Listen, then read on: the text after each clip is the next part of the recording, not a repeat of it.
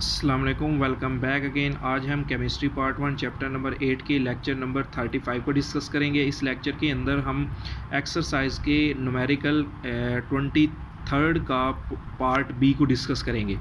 अगर बोर्ड के लिहाज से देखा जाए तो ये लॉन्ग क्वेश्चन के लिए काफ़ी हद तक इम्पॉर्टेंट है, तो बहुत ज़्यादा आसान है, इसको समझने की कोशिश कीजिएगा। वो कहता है a buffer has been prepared by mixing. कोई बफर सोल्यूशन तैयार किया है बेटा, किससे बेटा? वो कहता है 0.2 molar CH3COONA acetate, sodium acetate. ये एक साल्ट है बेटा, उसकी कंसनट्रेशन गिवन है। तो देखो गिवन में मैंने लिख दिया कि मोलर कंसनट्रेशन ऑफ CH3COONA कितनी है, 0.2 and 0.5 molar of acetic acid in 1 decimetre cube of solution. दो चीज़ें गिवन थी, एक बेटा सोडियम एसीटेट की मोलैरिटी गिवन थी, वो भी मैंने लिख ली है, और एस्टिक एसिड की मोलैरिटी गिवन थी, वो भी मैंने लिख ली है। अब तीसरी चीज़ वो क्या कहता है बेटा, calculate the pH of solution. हमें फाइंड क्या करना है बेटा, उसकी पीएच मालूम करनी है। और वो कहता है कि pKa वैल्यू जो हमारे पास है बेटा एस्टिक एसिड की, वो कितनी गिवन है, वो है 4.74। तो देखो वो भी हम लोगों ने यहाँ पे लिख ली है। तो अब अभी तक ना यहाँ तक ही हम सॉल्व करने लगे हैं, बाकी पार्ट को इंशाल्लाह बाद में देखते हैं। वो कहता है कि सोडियम एसीटेट की बेटा वैल्यू इतनी गिवन है, एस्टिक एसिड की वैल्यू ये गिवन है, और pKa भी गिवन है। अब हमें pH मालूम करना है, तो ये तो बहुत आसान बन गया। हेंडरसन इक्वेशन जिस बच्चे को आती होगी वैल्यूज़ दर्ज करेगा, सारी की सारी वैल्यू गिवन है, वो सॉल्व कर लेगा। तो कहता है सोल्यूशन में pH is equal to pK plus log salt, concentration of salt और कंसनट्रेशन ऑफ एसिड। चूँकि साल्ट यहाँ पे सोडियम एसीटेट है इसलिए मैंने वो लिख दिया, और एसिड यहाँ पे कौन सा है बेटा, हमारे पास एस्टिक एसिड, उसकी वैल्यू दर्ज कर लेंगे। pK की वैल्यू है 4.74 गिवन है, वो दर्ज कर दी। लॉग सोडियम एसीटेट की कंसनट्रेशन गिवन है 0.2 और एस्टिक एसिड की कंसनट्रेशन है 0.5। इन दोनों को बेटा डिवाइड करने से आंसर आता है 0.4, और 0.4 का जब लॉग लेते हैं आंसर आता है 0.39 माइनस 0.39। ठीक हो गया, 0 पॉइंट। अब 39 को राउंड ऑफ करें तो कितना आता है बेटा, 4 आता है। तो इसीलिए बेटा मैंने 4 डायरेक्टली लिख दिया 0.4। तो कहता है 4.74 से जब इसको माइनस करेंगे तो हमारे पास आंसर क्या आ जाएगा, 4.34। अच्छा, ये तो हम लोगों ने सिंपल से pH निकाल ली। यहाँ तक तो बच्चे बिल्कुल हलवे की तरह इसको सॉल्व कर लेते हैं, लेकिन अब फंस कहाँ पे जाते हैं, थोड़ा सा नेक्स्ट एक पॉइंट है बेटा हमारे पास, वो ये है how the value of pH will change by adding 0.1 molar of NaOH and 0.1 molar of HCl। वो कहता है कि भाई हमने पहली pH तो मालूम कर ली। वो कहता है अब अगर हम उसी सोल्यूशन में 0.1 मोलर NaOH जो कि एक स्ट्रॉन्ग बेस है वो ऐड करेंगे, या 0.1 molar HCl which one is a strong acid, अगर हम ये ऐड करेंगे तो फिर उसकी pH कितनी होगी, हमें वो भी कैलकुलेट करना है। तो आइए अब हम वो कैलकुलेट करते हैं। तो पहले बेटा मैंने यहाँ पे जो पॉइंट लिखा है वो कहता है when 0.1 molar NaOH is added. अच्छा, ये इतना मुश्किल नहीं है, बहुत ही ज़्यादा आसान है। अगर आप गौर से समझेंगे ये जो केमिकल रिएक्शंस है इसको समझेंगे, आपको विद इन सेकंड समझ लग जाएगी। देखो बेटा जो बफर हमने तैयार किया है ना, ये देखो बफर एसिडिक बफर है, और हम लोगों ने किस तरह से तैयार किया, हम लोगों ने ऊपर से डाला है एस्टिक एसिड। एस्टिक एसिड बेटा हम लोगों ने डाला है, एस्टिक एसिड टूट के दो चीज़ें दे रहा है। कौन सी बेटा टूट के दे रहा है, CH3COO नेगेटिव H पॉजिटिव। ऊपर से हम लोगों ने इसके अंदर साल्ट भी डाला है, और वो कौन सा है बेटा, CH3COONA जो कि स्ट्रॉन्ग सॉल्ट है, वो टूट के ये चीज़ें दे रहा है। ठीक हो गया। अब हमने वो कहता है कि इसकी pH हमने निकाली है, ठीक है, pH वो कहता है इसकी निकाली है 4.34 है। अब ऊपर से हम NaOH इसके अंदर एक नई चीज़ डाल देते हैं NaOH जो कि एक बेस है, वो डालने से इस पर क्या होता है, तो वो कहता है NaOH बेटा जब डालते हैं ना तो वो दो चीज़ें देता है, Na पॉजिटिव और OH नेगेटिव। ठीक हो गया। अब होता पता है क्या है, होता ये है कि जो OH Na बेस की तरफ से आया, ये OH आपके पास इस H पॉजिटिव के साथ मिल के क्या चीज़ बना देता है बेटा, वाटर बना देता है। और वाटर आपको पता है न्यूट्रल होता है, मतलब कि OH की वजह से pH चेंज नहीं होगी। ठीक हो गया।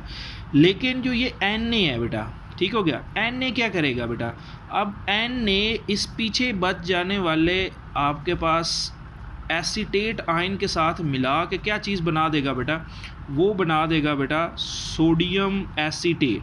ठीक हो गया। मतलब क्या हुआ, मतलब ये हुआ कि एक मॉलिक्यूल एसिड का तो खर्च हो गया है। कहाँ खर्च हुआ है, उसका एक आयन किस में बेटा, वाटर बनाने में मसरूफ़ हो गया, और उसका दूसरा जो एसीटेट आयन्स है वो आपके पास रिवर्स गियर लगा के किस चीज़ में खर्च हो गया बेटा, CH3COO के अंदर। यहाँ से पता चल गया कि साल्ट की कंसनट्रेशन तो बढ़ रही है। ठीक है, ये देखें ना, ये एक नई आपके पास रिवर्स गियर लग के एक नया आपके पास बन रहा है, लेकिन एसिड की कंसनट्रेशन कम हो रही है। ठीक हो गया। अब यही चीज़ बेटा यहाँ पे मैंने लिखी है, वो कहता है आपके पास क्या होगा और कितनी मोलैरिटी कम होगी जितना हमने ऐड किया है। ठीक हो गया। तो वो कहता है कि concentration of acetic acid is decreased from, पहले उसकी कितनी थी, गिवन थी 0.5 से कम होकर कितनी हो गई है 0.4, जितनी ऐड करनी है उतनी ही माइनस की है बेटा। ठीक हो गया। तो 0.4 हो गई है, लेकिन वो कहता है कि सोडियम एसीटेट की कंसनट्रेशन इंक्रीज़ हो गई है 0.2 से बढ़ के कितनी हो गई है बेटा 0.3। और कैसे बढ़ी है वो मैंने आपको इन केमिकल रिएक्शन से समझा दिया है। अगर किसी को फिर भी ना समझ आए तो वो कमेंट बॉक्स में पूछ सकता है। तो इसलिए बेटा अब जो नई कंसनट्रेशन NaOH के ऐड करने से 0.1 मोलर NaOH ऐड करने से जो एस्टिक एसिड की कंसनट्रेशन है वो कम होकर कितनी बन गई है 0.4, और सोडियम एसीटेट की कितनी बन गई है, जो बढ़ गई है 0.3। तो अब फिर से बेटा वही चीज़ है, pH मालूम करनी है, फार्मूला लगाएंगे बेटा। तो इसमें अब वैल्यू 0.3 है, 0.4 है, इनको डिवाइड करने से आंसर आता है 0.75, और जब लॉग 0.75 का लेते हैं तो आंसर आता है -0.12, और 4.74 से जब हम उसको बेटा माइनस करेंगे तो आंसर आ जाएगा 4.62। तो अब देखो बेस डालने से पहले उसकी बेटा कितनी थी pH, पहले उसकी pH थी 4.34, अब बढ़ के कितनी हो गई है 4.62। तो अब ये आपके पास बेस से थोड़ी बहुत चेंज हुई है, स्लाइटली चेंज हुई है। यही तो बफर सोल्यूशन मैंने आपको पढ़ाया है कि जो रेजिस्ट करता है अपनी pH थोड़ी सी चेंज होता है करने देता है, ज़्यादा pH चेंज नहीं करता। आइए अब देखते हैं कि 0.1 मोलर HCl डालने से pH में क्या चेंज आता है। तो बेटा जी अब बाई एडिंग 0.1 HCl, अब इसकी बेटा जो मोलैरिटी है वो 0.1 है। सेम बेटा जितना स्ट्रॉन्ग बेस डाला था उतना स्ट्रॉन्ग एसिड डालते हैं। तो अब क्या होता है, अच्छा देखो जब एसिड डालने से क्या होगा समझिएगा, सेम चीज़ है जो अभी मैंने आपको सिखाई है बेटा। एस्टिक एसिड टूट के ये चीज़ दे रहा है, ठीक हो गया, और साल्ट टूट के ये चीज़ दे रहा है। लेकिन अब हमने एसिड डाला HCl टूट के H पॉजिटिव और Cl नेगेटिव दे रहा है। ठीक हो गया। अब पता है क्या होगा, अब ये होगा कि ये जो H पॉजिटिव आयंस है जो नया आया है HCl की तरफ से, ये इस एसीटेट के साथ मिलके क्या बना देगा, ये एस्टिक एसिड बना देगा। और ये वाला जो आपके पास टूटा था ये फिर इस एसीटेट आयन के साथ मिलके फिर से वो बना देगा। मतलब कि एसिड डालने से एसिड की कंसंट्रेशन बढ़ रही है, जो मोलैरिटी है एस्टिक एसिड की वो बढ़ रही है, लेकिन ये तो खर्च हो गया। ठीक है, इसमें तो अकेला Na बच गया बेटा। अब Na इसके साथ मिलकर साल्ट बना देगा, वो हमें चाहिए नहीं, हमें तो ये चाहिए था। ठीक हो गया। तो इसका मतलब है, कहता है कि जब हम एसिड डालते हैं तो आपके पास क्या होता है, एस्टिक एसिड की मोलैरिटी बढ़ती है। पहले एस्टिक एसिड की मोलैरिटी कितनी थी 0.5, तो 0.1 जब उसमें ऐड करेंगे तो कितनी बन गई 0.6। ठीक हो गया। लेकिन आपके पास इसकी मोलैरिटी कंसंट्रेशन जो साल्ट की थी 0.2 थी, ये कम हो, इसमें से 0.1 माइनस करेंगे तो कितना बन गया 0.1। तो नई मोलैरिटीज़ बेटा ये बन जाएंगी। ठीक हो गया। अब यही चीज़ बेटा यहाँ पर मैंने नीचे लिखी है, वो कहता है कि हैंस आपके पास क्या होगा, मोलैरिटी या molar concentration of acetic acid increase from 0.5 to 0.6 and molar concentration of sodium acetate is decreased from 0.2 to 0.1 by adding 0.1 molar HCl। तो बेटा नई मोलैरिटीज़ ये यहाँ पे मैंने लिख दी हैं, किस तरह से आई है वो भी मैंने आपको सिखाई हैं। ठीक हो गया। और वो कहता है कि अब हेंडरसन इक्वेशन लगाएंगे, वैल्यूज़ दर्ज करेंगे बेटा। pK की वैल्यू होती है 4.74 लॉग।